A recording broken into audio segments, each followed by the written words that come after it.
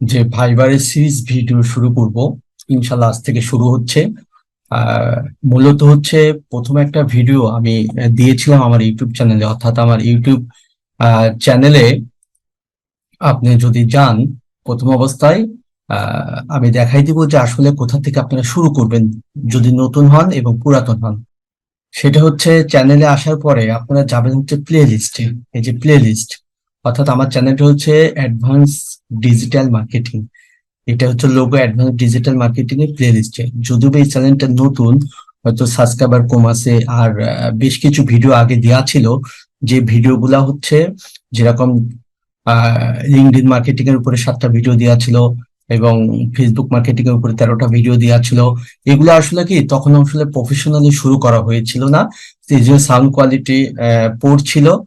But এই ভিডিওগুলা কিন্তু অনেক ইফেক্টিভ। আমি চাচ্ছি যে নতুন ভাবে সবকিছু শুরু করার জন্য, ইনশাল্লাহ।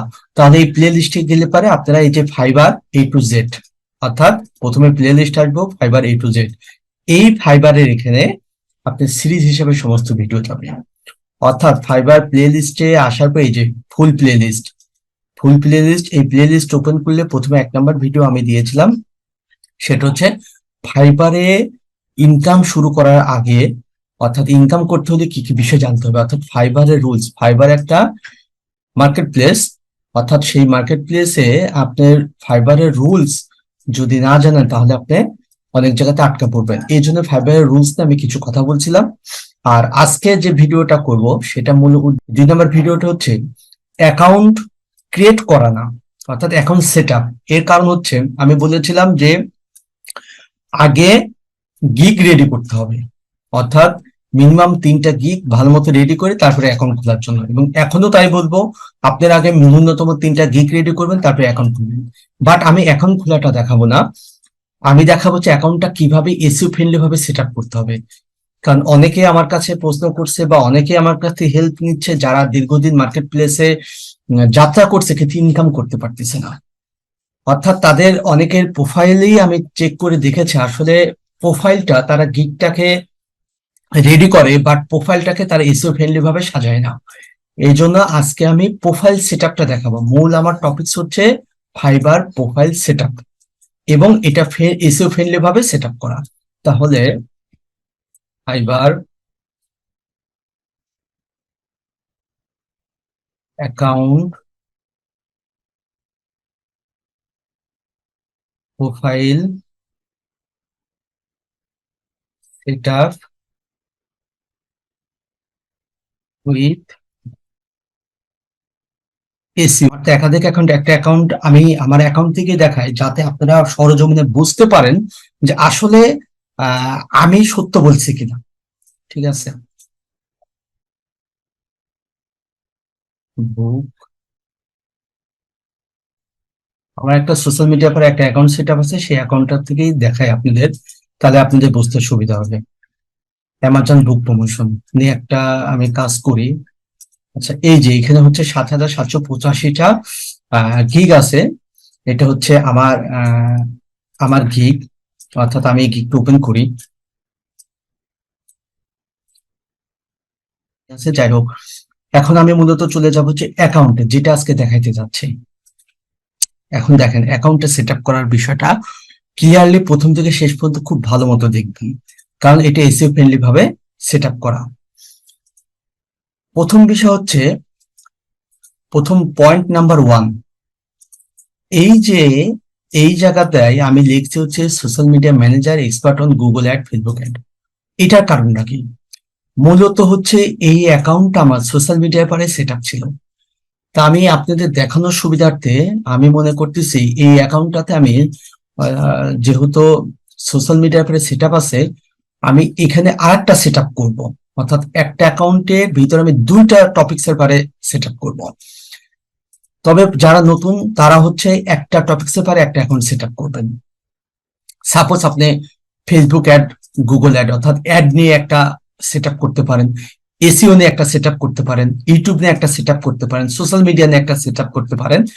আহ তো এই ক্ষেত্রে সর্বপ্রথম কথা হচ্ছে আপনার অ্যাকাউন্টে যে ধরনের গিগ দিবেন, অর্থাৎ যেই সেগমেন্টে অ্যাকাউন্টটা সেট আপ করতে চাচ্ছেন সেই সেগমেন্টের উপরে যে গিগ গুলা দিবেন, সেই গিগের যে কিওয়ার্ড গুলা আপনারা চুজ করবেন, অর্থাৎ কোন কিওয়ার্ডে এই গিগ গুলাকে র্যাঙ্ক করাবেন, কোন কিওয়ার্ডে এই গিগ গুলাকে টার্গেট করবেন, সেই কিওয়ার্ডের উপর ভিত্তি করে আপনি এখানে আপনার শর্ট বায়ো দিতে হবে।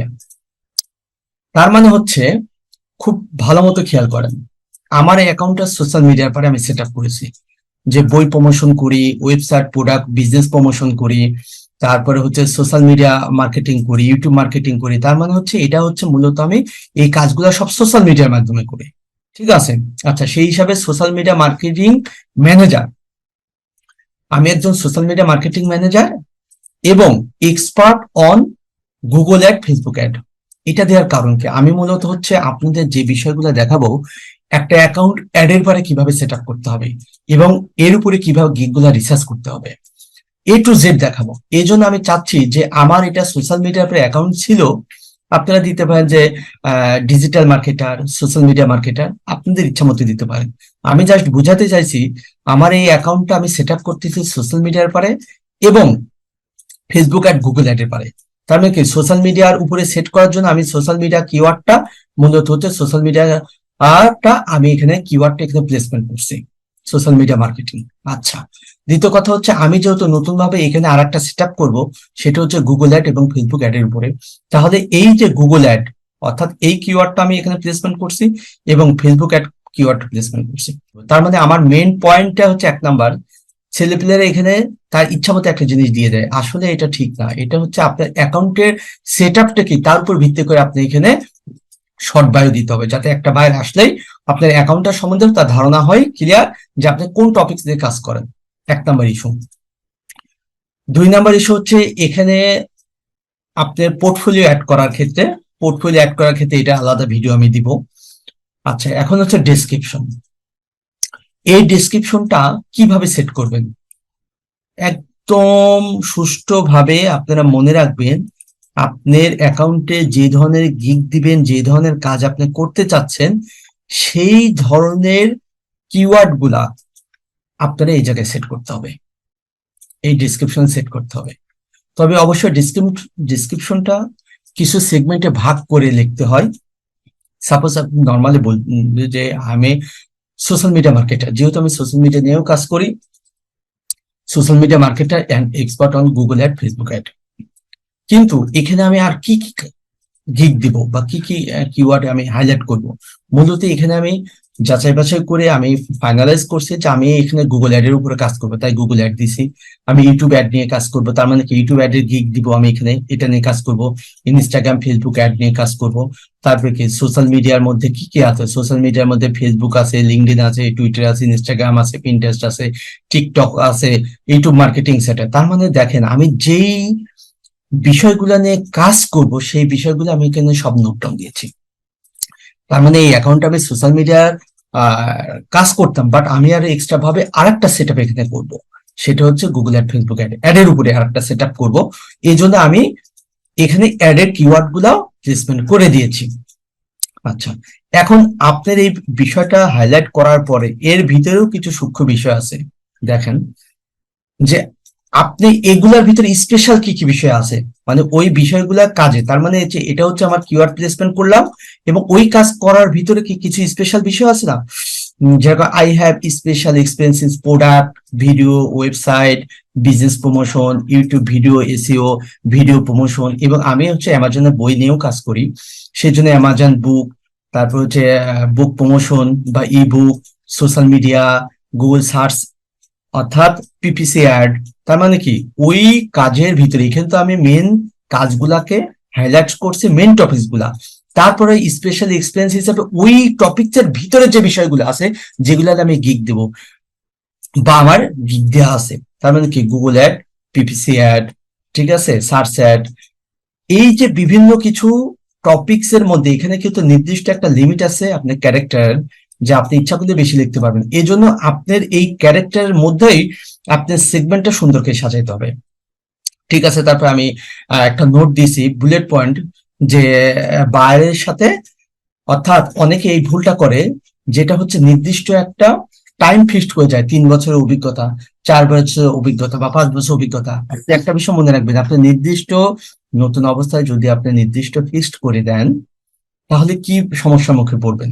আপনি লিখতেন যে 3 বছর অভিজ্ঞতা, আপনি কি 3 বছর অভিজ্ঞতা নিয়ে এখানে মাঠে আসছেন, বাট আপনার কোনো রিভিউ নাই, বা ভালো কোনো পজিশন তৈরি হয়নি, বা গিগ গুলো ভালো করে রিসার্চ করা না, এই জন্য নির্দিষ্ট টাইম উল্লেখ করবে না। আমি স্বাভাবিকভাবে উল্লেখ করছি, I have successfully complete various practical project. তার মানে কি আমি অনেক প্র্যাকটিক্যাল প্রজেক্টে কাজ করেছি, সেই অভিজ্ঞতা আমার আছে, ঠিক আছে।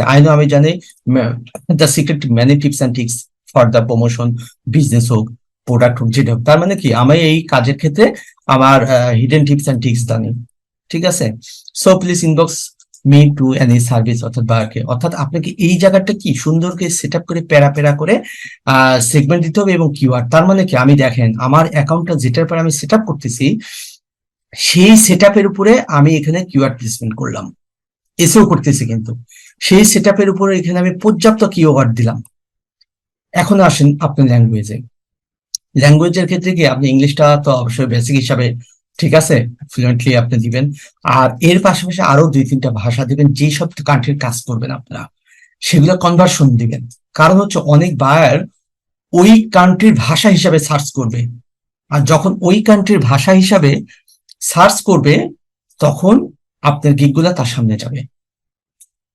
তাহলে আপনি কি স্বাভাবিক, আমি ডাচ ভাষা দিছি কনভার্সনাল হিসেবে, ফ্রান্স ভাষা দিছি, এই ফ্রান্সের কোনো বায়ার বা ডাচ ভাষা কথা বলে এইসব দেশের যেসব বায়ার, তারা যখন তাদের ভাষায় এগুলো সার্চ করবে, তাদের ভাষা মানে তারা চাচ্ছে যে এই ভাষা জানে এমন কোনো একজন ফ্রান্সারকে আমি কাজ দিব, তখন তারা সার্চ করলে আমাদের গিগটা সামনে দেবে। বাট আমরা তো সে ভাষা জানি না, সেই ভাষা আমরা কনভারসেশন এর মাধ্যমে, তার মানে মেসেজিং এর মাধ্যমে তার সাথে আলাপ করতে পারে। এটা টেকনিক আমি শিখাই দেবো কিভাবে, এটা একটা ইজি প্রসেস আছে। তারপর হচ্ছে আপনার অ্যাকাউন্টটা যাতে সেভ থাকে ফাইবারের কাছে, এই জন্য অবশ্যই আপনার গুগলের সাথে অ্যাড করবেন, পারলে ফেসবুকের সাথে অ্যাড করবেন, না করলেও আপনার গুগলের সাথে অবশ্যই অ্যাড করবেন। আচ্ছা, এখন দেখেন স্কিল, আপনি যেই ধরনের কাজ করবেন সেই ধরনের কাজের স্কিল এখানে আপনি অ্যাড করবেন। তার মানে কি আমি সেই ধরনের কিওয়ার্ডের কিছু বুলেট কিওয়ার্ড এখানে দিয়েছি এসইও ফ্রেন্ডলি জন্য, আবার সেগুলো ডিসক্রিপশনে দিছি, এবার সেগুলো স্কিল আমি আমার স্কিল অ্যাড করব। দেখেন ডিজিটাল মার্কেটার, অবশ্যই আমি একজন ডিজিটাল মার্কেটার বা সোশ্যাল মিডিয়া মার্কেটিং নিয়ে আমি কাজ করব, ফেসবুক অ্যাড, তারপর Instagram management, Facebook management, Pinterest marketing, social media management. এখানে কিন্তু একটা বিষয় মাথায় রাখবেন, যখন আপনি স্কিল গুলো অ্যাড করবেন, তখন ওই ফাইবারে অ্যালগোরিদমে যা সাজেশন করে সেটা আপনি দিবেন, আপনি ইচ্ছা মতো এখানে দিতে যাবেন না। তার মানে হচ্ছে আপনি কিওয়ার্ড গুলা দিয়ে যখন সার্চ করবেন, যখন আমি অ্যাকাউন্টটা ক্রিয়েট বা সেট আপের বিষয় দেখাবো, তখন এটা আরো ভালো বুঝতে পারবেন যে এই যে সেগমেন্ট গুলো, অর্থাৎ এই যে কিওয়ার্ড গুলো, এই কিওয়ার্ড গুলো আমি কোথা থেকে নিচ্ছি। এই কিওয়ার্ড গুলো মূলত হচ্ছে আমি যে প্ল্যান করছি যে এই ধরনের গিগ দেব, এই ধরনের গিগের কিওয়ার্ড আমি এখানে প্লেসমেন্ট। তার মানে হচ্ছে আমি যে ধরনের সার্ভিস দিব সেই ধরনের কিওয়ার্ড নিয়েই আমি এখানে প্লেসমেন্ট করব। এডুকেশনের বিষয় বলি, সর্বপ্রথম এডুকেশনের বিষয় হচ্ছে আপনার নিজের কোয়ালিফিকেশন কতটুকু। যদি দেখা যায় যে ন্যূনতম ইন্টারমিডিয়েট পাস হয়, ঠিক আছে, তাহলে আপনি দিবেন কোয়ালিফিকেশনটা, না হলে আপনার দেওয়ার দরকার নেই। ইন্টারমিডিয়েট পাস, অনার্স, মাস্টার বা ডিপ্লোমা করেন, যাই কিছু করেন, আপনার যদি একটু মোটামুটি পড়াশোনার কোয়ালিফিকেশন থাকে তবে সেটা প্রথমে দিবেন। তারপরে হচ্ছে আপনি যেই টপিকস নিয়ে কাজ করছেন সেই টপিক্স এর আপনি একটা কোর্স করছেন, সাপোজ 6 মাস 1 বছরে, সেটার উপরে আপনি দিয়ে দিলেন, suppose digital marketing, social media marketing এর উপরে, অথবা আপনি এসইও এর উপরে, অথবা অ্যাড এর উপরে, এরকম একটা ইয়ে দিয়ে দিলেন, ঠিক আছে।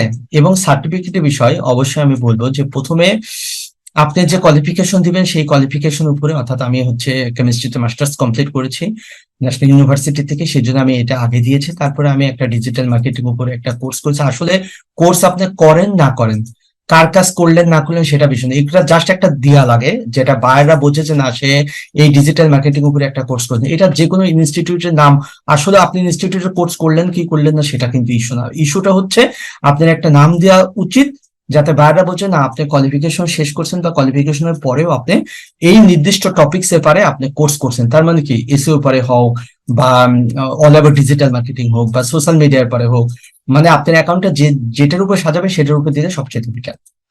তারপরে কি, সার্টিফিকেটের বিষয়ে আপনি যেই সালে পাশ করছেন সেই সাল হিসাবে দিবেন, এবং ডিজিটাল মার্কেটিং উপরে যে আপনি কোর্স করছেন কত সালে বা কোন কোন টাইমে, সেটার উপরে একটা দিয়ে দিলেন। কিন্তু এটা মনে রাখবেন, সবচাইতে গুরুত্বপূর্ণ বিষয় যেটা সবাই ভুল করে, সেই বিষয়টা হচ্ছে কি, আপনার সাপোজ বয়স হচ্ছে এখন 21 বছর, আপনি দিয়ে দিচ্ছেন যে আপনি অনার্স মাস্টার্স কমপ্লিট করছেন, আপনার ভোটার আইডি কার্ডের সাথে যে ভোটার আইডি কার্ড দিয়ে আপনি অ্যাকাউন্টটা খুলছেন, সেখানে আপনার বয়স দেখাচ্ছে এখন 21 বছর, অথচ আপনি দিয়েছেন অনার্স মাস্টার্স কমপ্লিট করছেন।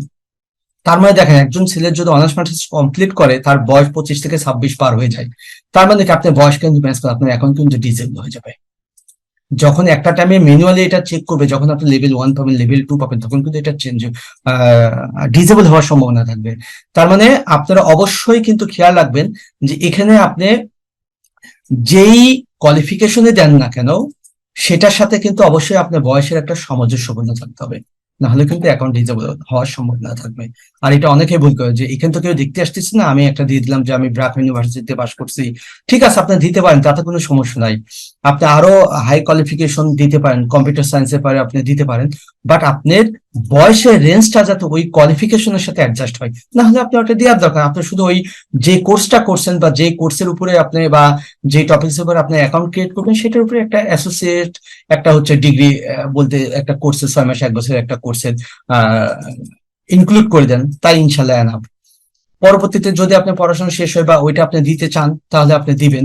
অথবা আপনার বয়স হয়ে গেলে, পড়াশোনা করেন না এখন, সেটা ডাজ নট ম্যাটার, বাট আপনার বয়স হয়ে গেছে, ঠিক আছে, বয়সের সাথে অ্যাডজাস্ট হচ্ছে, তখন আপনি দিতে পারেন।